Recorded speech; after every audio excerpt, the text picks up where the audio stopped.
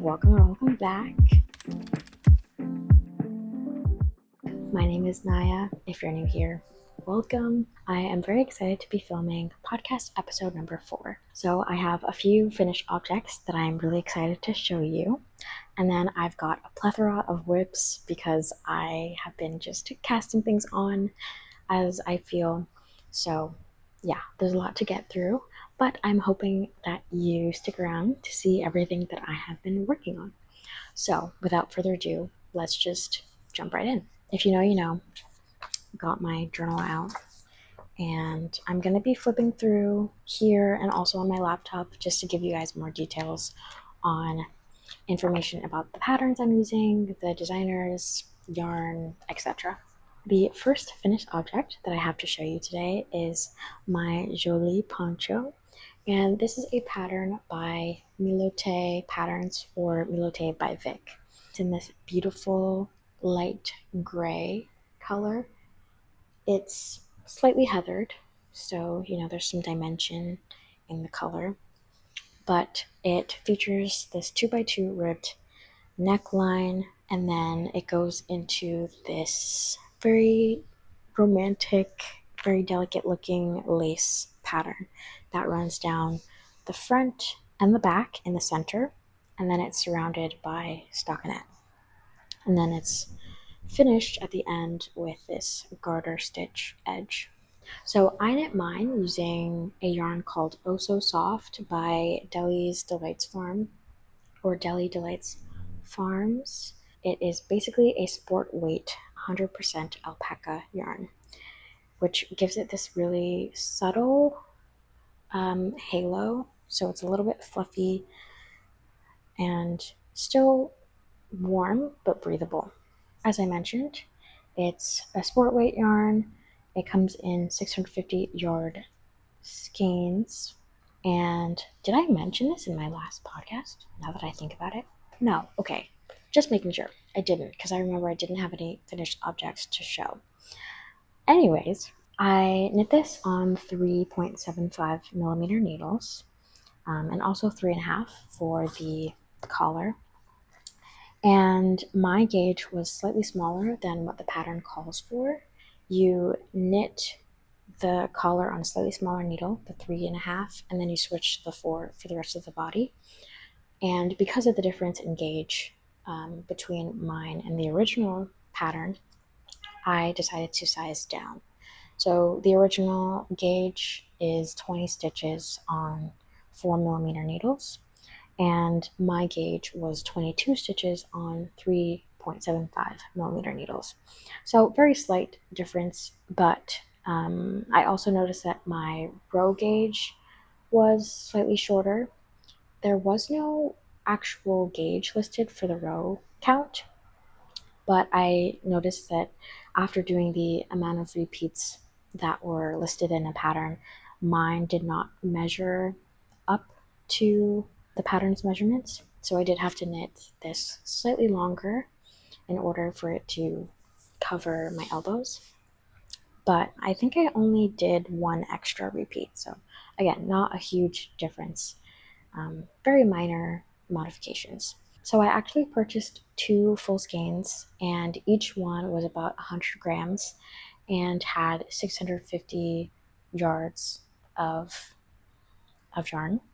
So I used the full first skein, and then I only tapped into the second one a little bit. So I still have a lot of that left, and I'll talk about what I'm using that for. So yeah, I won't dive into too much detail with that because I did take you guys along the process of knitting this poncho in my last video, which was a project vlog. So if you want to see more in-depth details on my knitting process, then I highly recommend checking out that video. That's everything about this knit. So now let's jump into my latest finished objects. If you watched my last podcast episode, you would know that I mentioned that I wanted to knit a summer set that was knit using the same yarn that I could wear as a set, as a pair. So both pieces are knit in the same yarn, and they're using a summer fiber, which I have right here. It's the Cascade Yarns Hampton which is a cotton and linen blend. So the first object from that set is the Pippa tee, which is a pattern by Marie Tricot. I originally wanted to knit this in a size 3, but I experienced a lot of setbacks with this. I had to unravel like a bunch of times and ultimately decided that I wanted to size down overall. So I knit the smallest size, the size 1. The pattern suggests you to choose a size that gives you 5 to 10 centimeters of negative ease, and mine definitely has more than that. It has to stretch more over my body. But the reason why I decided to do that is because I wanted it to have a closer fit overall, but I wanted to incorporate bust shaping to accommodate for a larger bust size. So you start by knitting the back panel, and you knit, knit, knit, increase for the armholes, and then you put those stitches on hold, and then do the same thing for the front, except you are making increases for that neckline and also the armholes. And then after that point, I had, all of my stitches joined together in a round. And at that point, I decided to do some German short rows in order to add some more length to the front of the garment. So what I did is I counted up the total amount of stitches that I had on the front, and then I divided them into smaller segments. Let's say, like, I drew out a diagram that was this long. I wanted to make sure that I was doing an even amount of turns in between, while also covering a certain distance within that length, if that makes sense. So there's 2 ways you can do short rows. Either working your longest rows first and then turning sooner and sooner until you get your shortest rows in the center, or you can do them in the opposite way where you're doing your shortest turns first and then working your way outward. So I did the second option. I started from the outermost edge, and then I did my shortest turns first and then worked my way outwards. But yeah, that's just a little bit of info on my process for that. And then once I finished those short rows, I continued to work in the round until I reached my desired length. And in hindsight, I think I should have worked the full length a little bit longer, because it did turn out a little bit more cropped than I had hoped for. I think I was worried that the yarn would stretch a little bit more, but I was wrong. Especially because I knit the smallest size. I think my ideas about, how the yarn would block out were based on if I was knitting the size 3. But because I sized down, I just didn't anticipate how the yarn would behave knitting a smaller size. I mean, it would just be shorter. So yeah, it still ended up cute, and I think it fits around the bust nicely, so I don't have that weird thing where the front is kind of more elevated than the back. But yeah, I have a love-hate relationship with this top because I had to take out or unravel a lot of times, and it was worth it every time because I was able to fix certain mistakes, like issues I was having with the button band, or at this point, which is right at the underarm, I was confused by the instructions because they said to do wrap and turns at the end of each row, and I just felt like it was not coming out the neatest. So for those, I substituted with German short rows just because they're something I'm more familiar with. Just things like that. Very small things that I was kind of struggling with more than I anticipated that I would. But overall, I think it turned out very nice. And I'm happy with the buttons and everything. They're like this beautiful rosy color, like rosy brown color. So yeah, I'm not mad at it. I'm not. I'm actually very happy with the way it came out, considering the amount of challenges I ran into. and considering that I was experimenting with that bust shaping. I'm not the most well versed when it comes to bust shaping. The only other time I've done bust shaping was in the Ophelia blouse by Tamara Jordan, and in that pattern you do it in a very different way where you're actually decreasing, making decreases as you work each row. So it's actually kind of cinching in the waist in a way that I don't think I can explain very well. Yeah, I think that's a more advanced method for sure. What I did was more of a way to increase the actual length of the front to accommodate for a larger bust. With all that being said, I'm happy with the way that's turned out, and even more excited about the shorts that I knit to pair with it. So, my latest finished object is this pair of shorts knit in the exact same yarn. It looks kind of crazy right now. That's because I haven't blocked them yet, but they are shorts that I knit with the sandok pants pattern, which is a pattern by Tuva Sandok. And I basically just modified them to have shorter leg openings. So I followed everything exactly to pattern. I did not stray once, which is, I guess it's not rare for me, but it's just been a while since I've followed a pattern exactly as written. But yeah, I knit these using 4mm needles, and it was nice because I was able to use the same swatch that I used for the pippa tee. But I knit the size 3, or the medium, and basically did everything she said. You start by knitting the length of the waistband, and then you do a purl row so that you get a nice fold, and then you knit that exact same length, and you kind of leave that as it is. You continue knitting the length of the shorts while making increases at the center. That way you have an increased circumference for your hips, and you just continue increasing at both points in the front and the back. And then eventually, when you arrive at the length that you desire, you split for each leg. You put your stitches on hold, and then for each leg I did 4 rounds. So a very minimal amount of knitting for each one. And that's just because I wanted enough length to, cover me in the back. And I'm really happy with the way they turned out. I was a little worried that the size I chose was a little bit too large, just because the waistband, once I went back to fold it over, it was doing this like bunching thing. Like, I don't know if you can see that, but there's definitely excess fabric. Like, that's where the waistband ends, and this is all just fabric.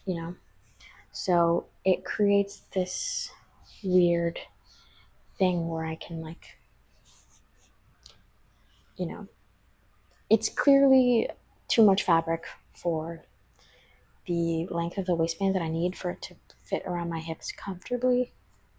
But when I do put them on and, the waistband gets stretched out slightly, everything does kind of smooth out. And it's not an issue when they're worn. It's just kind of something you notice when they're off the body. Like, it does that rippling thing. But besides that, they're perfect. I have yet to block these just because I was worried about whether they would stretch out too much, but I may just give them a steam versus a full wet block. I think that's everything for this pattern. Something I did learn along the way was that I was trying to gain some more insight on why certain shorts don't work for me, and not just knit shorts, but also commercially made shorts and jean shorts and things like that. And I realized it's because even for pants too, I find that certain jeans just do like a weird thing when it gets to the, I don't know a better way to say it, but like the crotch area. Either the rise will be too long, or I run into issues with the amount of fabric. And by knitting these, I realized I kind of did the same thing. It's not as extreme, but I noticed that if I'm not wearing them high enough on the body, then there can be some bunching where the fabric wants to lift up like that, and then you get like a weird bubbling effect. So, since these are intended to be low waisted, I want to wear them below the belly button, and because of that, sometimes, like I said, it can lift up. So, next time I knit a pair of shorts, I will ensure to not worry so much about, knitting them to as long of a length. I think I continued a little bit more than I should have while making those increases because I was worried about the circumference and, whether it would fit over my hips. These fit very flowy and there's lots of room, so it's not an issue. And I think I could have sacrificed a couple of rows before I split for each leg. So, yes, in hindsight, I'll knit that length shorter. And then if I'm worried about coverage, you just knit the length of the leg holes longer. That might sound like obvious to some people, but it wasn't so obvious to me. And yeah, I think when I was younger, I used to like to wear super high rise things. So you can do that if you like something that's high rise, but for low rise garments, there just can't be so much fabric from the waistband to the crotch area. Otherwise, you'll just get that weird, like, bubble thing going. And it's not the most flattering. Definitely a very, very minor detail that I noticed while knitting these, but I love the way that they turned out. They're very comfortable, very flowy, very breathable, and I think they're gonna get a lot of wear this summer. So, one thing I do want to mention regarding those two pieces, I thought I was gonna use up way more yarn than I actually did. I purchased 6 skeins and I still have 3 left. So, yeah, I gotta figure out what to make with these. I think I want to make another t-shirt situation so that I can have like 2 tops to exchange with the shorts. And I'm not sure what I will do with the extra skein because I'm gonna have leftovers. But that's something that's yet to be decided. But I just thought I should mention that it used way, way, way, way less yarn than I anticipated. I mean, yay for me. I'm getting more bang for my buck. So, you know, that's a good thing. Why not? Okay, that's that on that. What else do we got? Also, want to mention, if you're curious, I'm actually wearing the espresso top by Christine Lekegaard, but I'm actually wearing it backwards. There's like a cutout detail with a little cute button, and I just am more comfortable with it backwards because there's some fit issues because I have a larger bust, and as you can see, this panel does not accommodate for that. So yeah, anyways, just thought I should mention, but it's still really cute and I love it. It's knit with this, I think, cotton and bamboo blend. Yeah, that's that. Okay, so that's it for finished objects, and now I want to get into some of my whips and recent cast-ons. So the first object that I have to show you is not at all appropriate for the summer. It is this woolly cardigan, and it's got this crazy stripe pattern going on. It's a little bit out of my comfort zone, but I'm kind of just having fun with the colors. I got inspired by seeing the stripy cardi pattern by Luby Studio, and I've seen so many people knit it in really beautiful colors, and I just like the way that she instructs you to use your scrap yarns. So I got inspired by that, but didn't want to knit that specific pattern because of the construction. So I'm kind of just freestyling. Before I get into the yarn and stuff, I want to explain the patterns I'm using, slash, my method to this. So as you can see, it is still a raglan. So still heavily inspired by that cardigan in terms of construction. But instead of doing the raglan increases in a very uniform way where they run straight from the neckline down to the armpits, I'm doing a more shaped raglan where the increases are they still start at this neck area, but they kind of curve as they approach the armhole.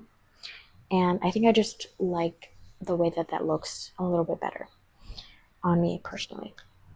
So here's what it looks like. I don't want to cover the mic, but I'll show you this side. So you can see how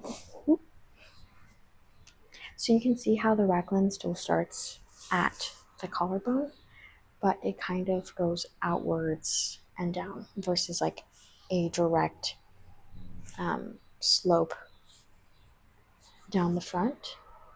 And also it blends in pretty well with the stripy color changes. So it's a very minor change compared to the original pattern. So instead of following the stitch counts and instructions from Luby Studios pattern, I'm kind of just winging it and did my own calculations to figure out what lengths I wanted for each section. So when you're doing a top-down raglan, you need to figure out how many stitches you want for the front and the back, and that's usually around the same number. And then you have to allocate stitches for each of your sleeves, and then in between that there's usually like a stitch or two for your raglan increases. So I actually don't think I wrote mine down. Did I? Let me check. Okay, thank goodness I did. I have it on this random like scrap piece of paper. So I'm following sort of the stripe instructions from Luby Studios pattern based on her pictures and stuff of her sweaters. I'm still going with the A and B colors, or like darker and lighter colors, and I am kind of following the way that she exchanges each color. So like based on her photos, she'll have 3 or 4 dark rows and in between 3 light rows.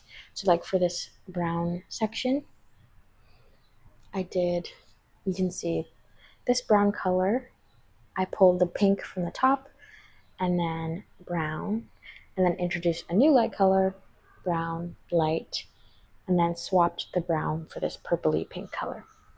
So that's kind of what I did for the alternating colors. And then for the actual construction of it, I found a blog post online. The website is called Katie's Slow Closet. Hopefully you can see, but it's this blog post that this author Karen Templer did, which discusses this like raglan pullover where they did curved increases. So I sort of followed her instructions. Again, not the same stitch counts or anything, but just kind of the general progression of how she did her increases, and then I adapted them to my stitch counts and everything. So let me give you the details. So I started by casting on 76 stitches on 6mm needles, since I'm using a pretty thick yarn. And I started with my color A, which was my dark color, and that's this deep, like plummy color. I distributed my stitches by allocating 72 to the front, the body, and the sleeves, and then I'll have 4 raglan stitches. So just one stitch for each place that I'll do the increases. So for those 72 stitches, I divided them as so. So I did 14 for each front section, and that's basically 28, but because it's a cardigan, you have to split them in two. I did 10 stitches for each sleeve, and then the back has 24 stitches. And the reason why I have less in the back and more for the front is because I wanted to accommodate for the bust size, because I've had issues in the past where I was knitting a cardigan that was a little bit closer fitting, still with positive ease, but just not as oversized as some other ones I've knit. And I had issues where it didn't fit comfortably over the front section. And I don't want to rely on the button band to add extra length. I would rather it be the length that I desire, and then the button band adds, only like an inch or so. So yeah, that's why I did that. So there's 4 extra stitches in total that are on the front. And then I did 2 rows for each stripe, alternating between colors A and B. And yeah, so after casting on, I purled 1 row because we're knitting this flat. And then for the next right side row, I began my increases. The way that I did the increases was I increased every other row, so only on the right side rows, and I did this at every raglan marker. I did that for 20 rows, which was about 10 stripes. And then after I did increases that were basically in that straight slope, I changed the frequency of my increases. So I would increase next for the sleeve stitches only. And by that I mean I only increased within, those 10 stitches. As an example, I would knit across the front. I would not make one right. Instead, I would just continue, slip my marker, knit 1, slip, and then I would increase. Then I would knit across the sleeves, increase, and then continue plain without doing the increase that was next to the back section, if that makes sense. I did that every 4 rounds. So instead of every other round, every 4 rounds, and I did that twice. The next set of increases I did only on the front and back, and I did that every 4 rounds twice. And then the last set of increases I did all stitches, so front, back, and sleeves, and I did that every 4 rounds twice. And so that is what gave me this slightly curved raglan. I don't even know if you can really tell, but I'm sure with plain, like a solid color, that you could see it way more clearly. After I finished the increases, I split for the sleeves. I casted on 10 stitches for each underarm, and then now I'm finally knitting the body to the length I desire, which I believe I've hit. And I tried out this weird ribbing technique, and I don't like it, so I'm gonna unravel. I think I did maybe 6 rows of that ribbing, but I need to size down my needle, so I'm gonna unravel that and size down, and the body will be done. And then I just have to pick up for the sleeves and knit those in the round. I'm still deciding on whether I would like to decrease and how many I should do and how frequently. Usually I do 6 or 7 stitches for a gauge this large. So, or 6 or 7 rounds for a gauge this large. So we'll see how many I plan to do. And I definitely need to think about it before I start, because usually I kind of just go as I knit, but I'll make a mistake, and then it's not the easiest to figure out how to apply that to the second sleeve. So definitely gonna think about that before I start. Hopefully everything I said wasn't just annoying and blabbering on. Hopefully it actually gave you some insight into a way to do a sort of compound raglan. Forgot to mention the yarns I used. Ugh, how could I? Oh my god. Let's get into it because there's a lot here. So I actually have my first iteration of this, and you can see that I used way more contrasting yarn. So I have very light lights, and I didn't hate this, and it was actually nice because I was using up more of my scrap yarns, but I realized I won't wear anything like this. In reality, I actually unraveled a lot of this so that I could use the yarn for what I have now. But the way it was going just wasn't really what I had envisioned, and I felt like the contrast was too high. So I decided to eliminate those brighter colors and instead go for more of those berry tones and purples and greens. So the yarn that inspired this all is my Noro Ito yarn, and I think it's color number 43, I believe, which is named Kosai. And it's this like beautiful rosy shade that transitions into oranges, browns.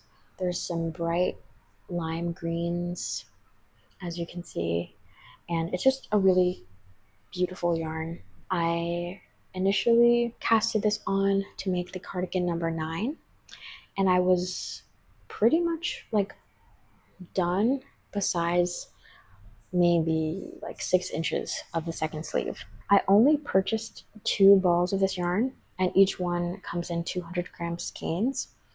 So I thought that I could finish the whole thing using that, but I couldn't. I ran out, and I don't even think I did the button band. So I was really disappointed.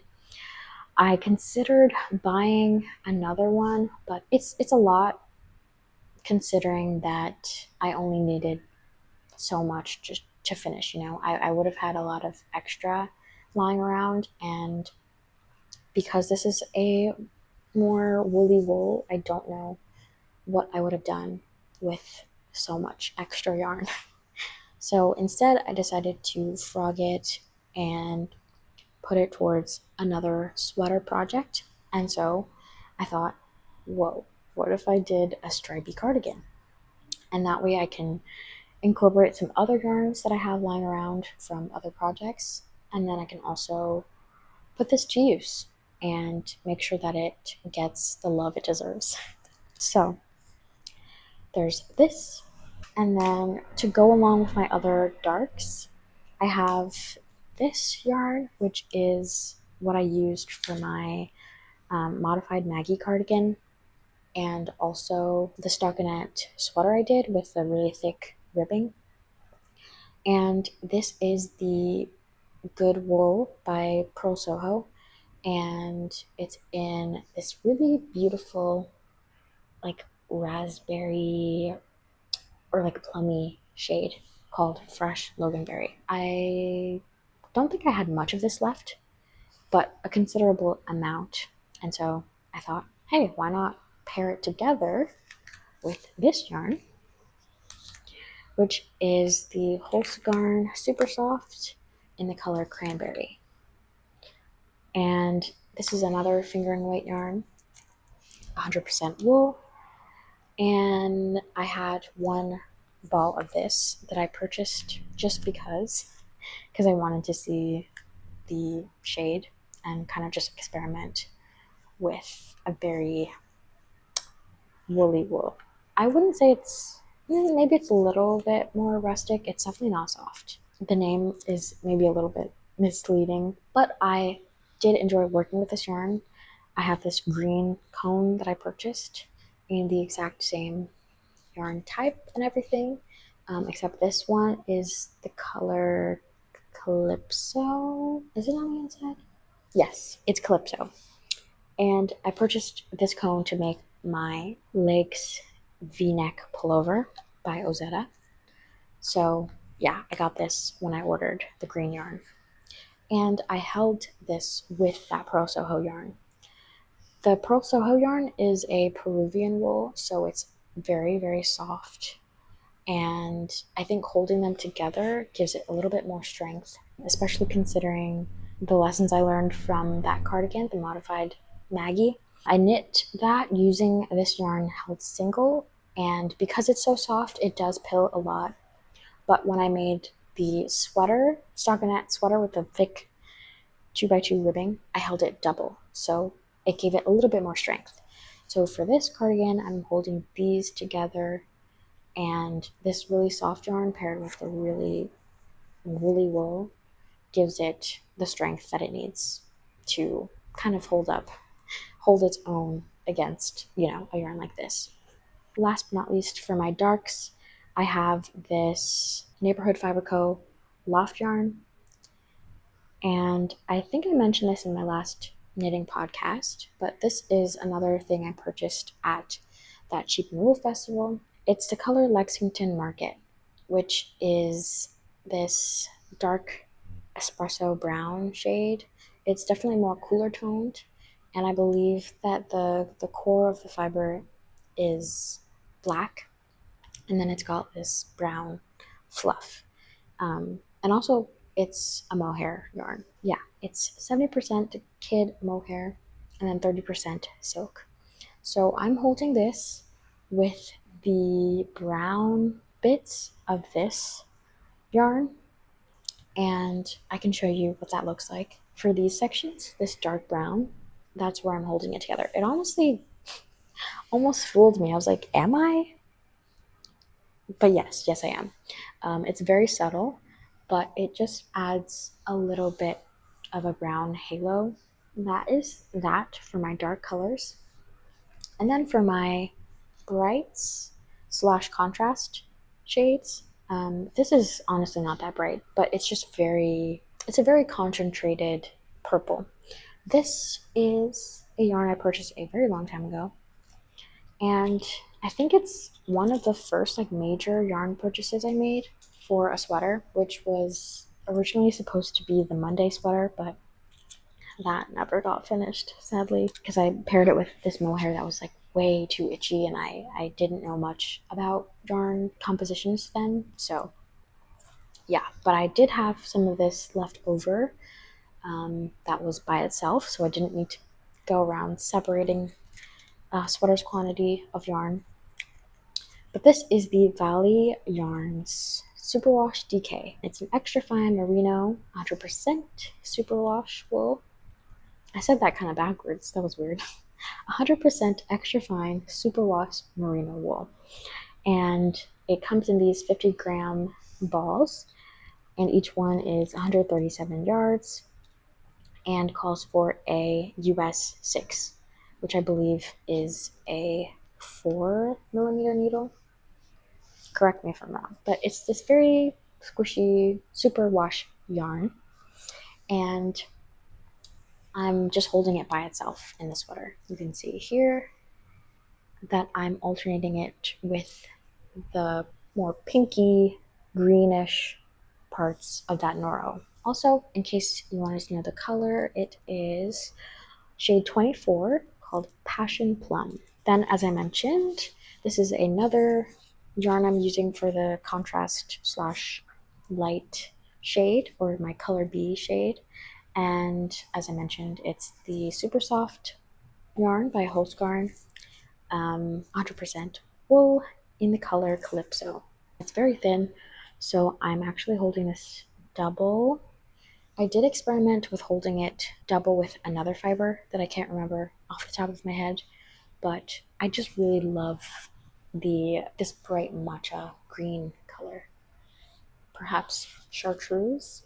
I don't know if that's accurate, but yeah, I just love this color by itself.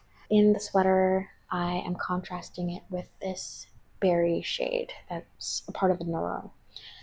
And it honestly looks very similar to the Pearl Soho color, but it differs just enough. And also, I like that the Noro kind of fades into these different pink shades, so that's why I used that versus these two shades. And last but not least, I'm holding this yarn by itself, and there's not much of it to show. And that's because these were actually sample skeins that I got from Pearl Soho with my purchase of the other yarn. And it is called the June Worsted. It is 70% cotton and 30% linen, and it's a worsted weight yarn. So it's kind of weird that I'm holding it in a wool sweater, but I wasn't sure exactly what to use it for because I only have 40 grams of it in total. So I think this is the perfect application because it kind of matches the lime green shades in the Noro. Like in this part of it, if you can see that, I don't know, I feel like they go together really well. And in the actual sweater, I decide to alternate it with the deep brown shade, and that's where I start blending it in with the more purpley green. And then here you can see, like in these brown rows, how there's like pops of that lime green in the Noro, and so when it fades down, it kind of like introduces that lime green again. So it's very bright for sure, and definitely adds lots of contrast, but in a way that I think pulls from more of the colors that are in the base yarn. And yeah, that is my stripy cardigan. This is turning out to be a longer podcast than I expected, so gotta whip out the charger for the camera just to be safe. In case you were curious, here's a little update on my rose top by Matilda Knits. Still coming along, but I've just been knitting like a row or two every day. So we've got this much length of the body knit so far, and I have a decent amount to go. But in case you were curious on how it's doing, it's making its way slowly but surely. And now onto another cast on.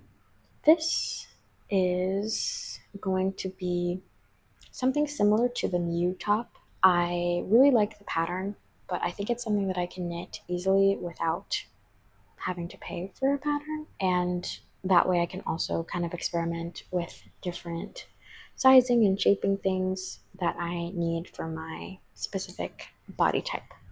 So I'm going to be knitting this bottom up, which I'm pretty sure is how the pattern approaches this top, and I'm using leftover yarn from my poncho.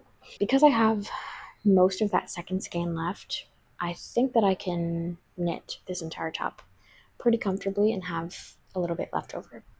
So I've started by casting on to 3.5mm needles, and I'm just knitting this 2x2 rib.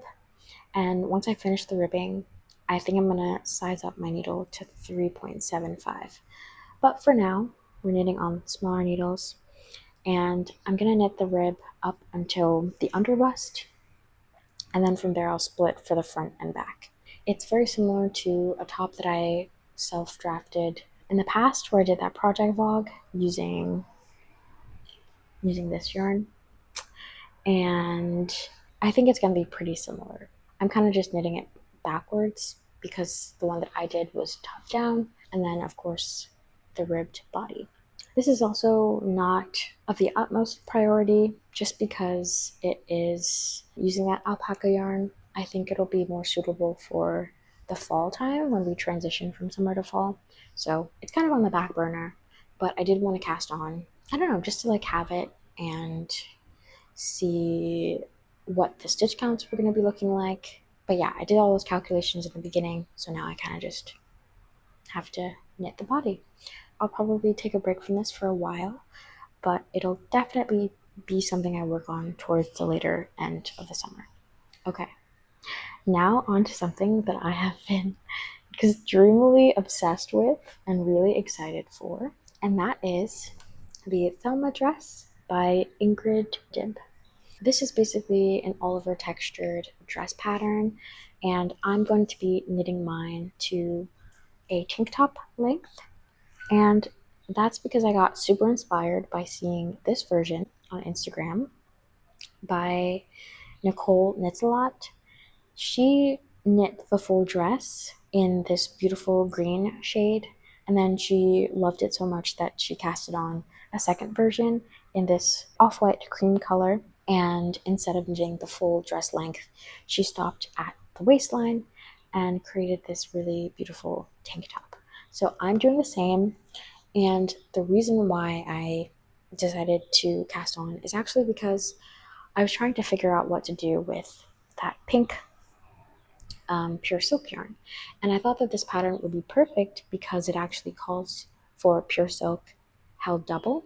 So I was going to use this because I wouldn't have to pull the strands apart. So I thought that it would be well suited for the yarn.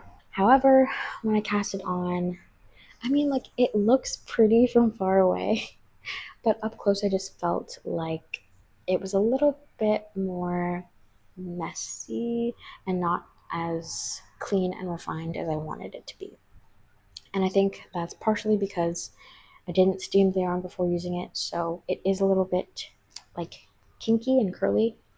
But besides that, I think the Knitting for Olive Pure Silk just has a little bit more texture in the actual strand itself, and I just don't love the way that it looks in this application. So I was thinking, like, I'll just continue and I'll just block it and hope for the best. But then I got curious because I saw this other yarn lying around that I've had in my stash for a while, which are leftovers from a top that I knit my mom actually. And it's the Premier Yarns Afternoon Cotton, which is a yarn that I love because it's so soft and it's machine washable. It's a mercerized cotton, 100% Egyptian cotton, and it comes in 125 meter skeins per 50 grams. It's a DK weight yarn, so it's a similar gauge to what the pure silk would be held double, but slightly smaller. So I did size down my needles from a 4 to a 3.75, and I also chose a slightly larger size to accommodate for that difference in gauge. The main thing that I have noticed and had to compensate for is the difference in row gauge, which is something that I've dealt with a lot when knitting things off gauge. And for this, it's pretty simple to fix because you could just knit a couple of extra pattern repeats or faux cables. So that's what I've done. I think I knit 2 extra faux cables on either side, the front and the back, to make sure that I was knitting it to the length that was required. So it's worked up so quickly. I casted this on, I think I casted it on Monday, and it's Friday, the 26th. So it's been a week and I've already completed the front and the back, and I just joined in a round. So it hits me like right here. And at this point, I've tried it on and I really like the way that it's fitting so far. Keep in mind, it does stretch a lot widthwise because it's ribbed. So it looks really tiny when I hold it up next to me, but I promise it stretches a lot. And at this point, I am also considering adding some bust shaping in the form of short rows so that I can accommodate for my larger bust size, because the pattern just has you knit the front and the back exactly the same, and there's no short rows or any sort of shaping. So the neckline does come up very high.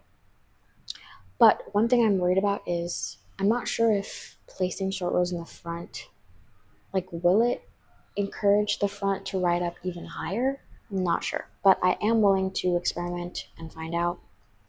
And I feel like it'll be fairly simple to incorporate them because there are these columns of purl stitches on either side of the underarms. So I'll probably do my short row turns at those points so that they can be hidden And that's just to increase the length of the front as a whole, just because I don't want to interfere with the texture pattern. That seems a little bit more advanced for me, having to add in that shaping given the texture.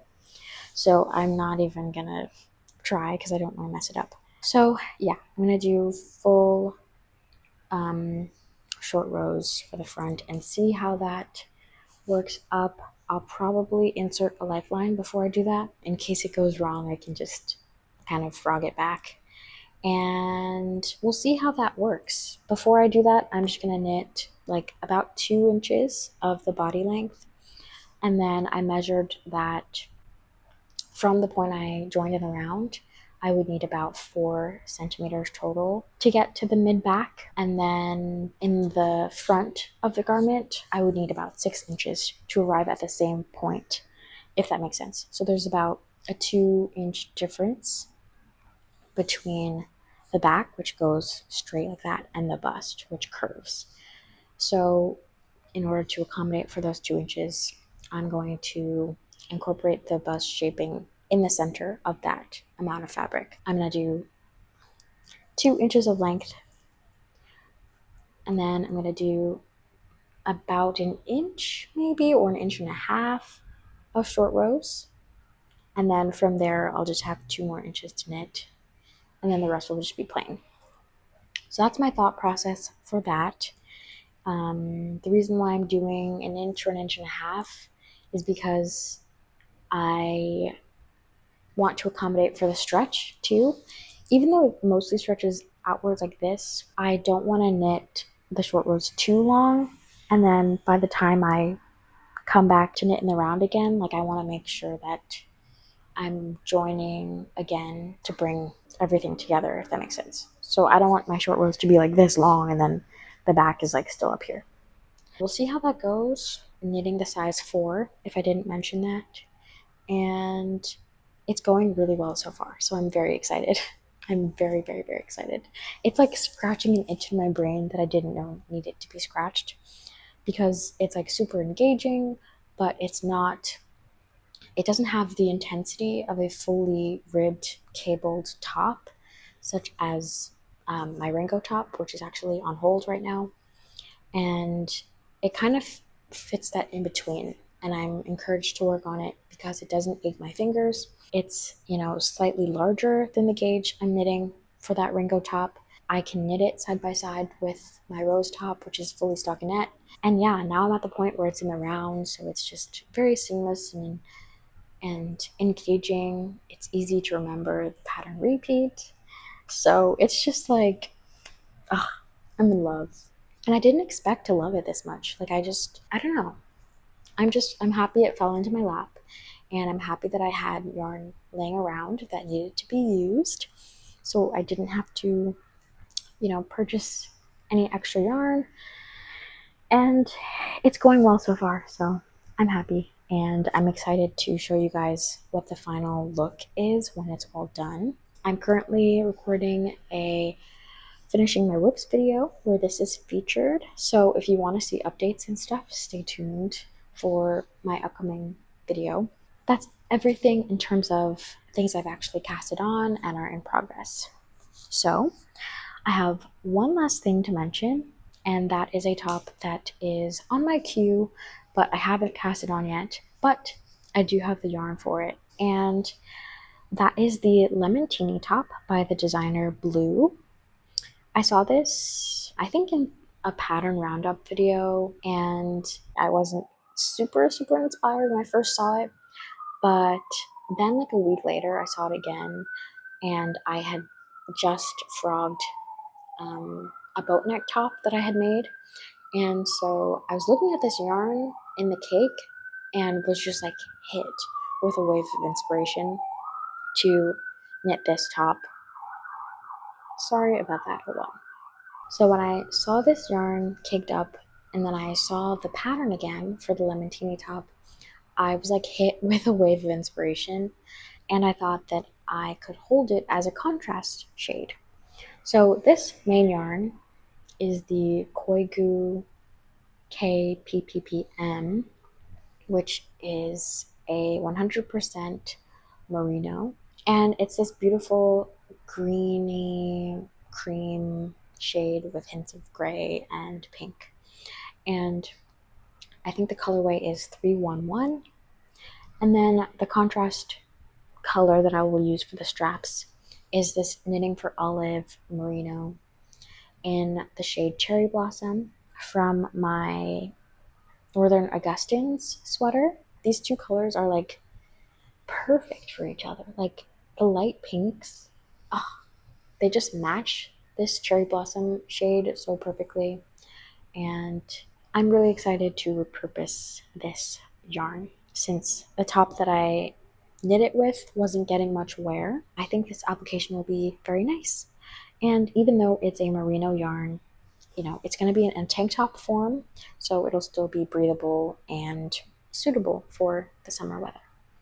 So that concludes everything I wanted to show you today. This was a very long podcast today.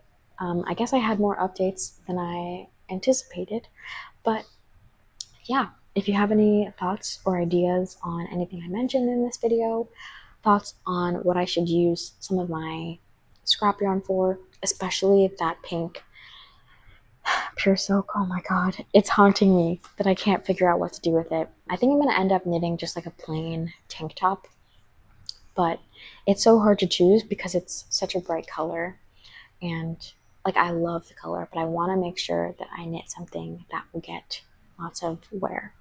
So if you have any ideas on what to use or what to knit with that yarn, please let me know. Also, let me know anything that you're working on currently, anything that may have inspired you to cast on for this summer.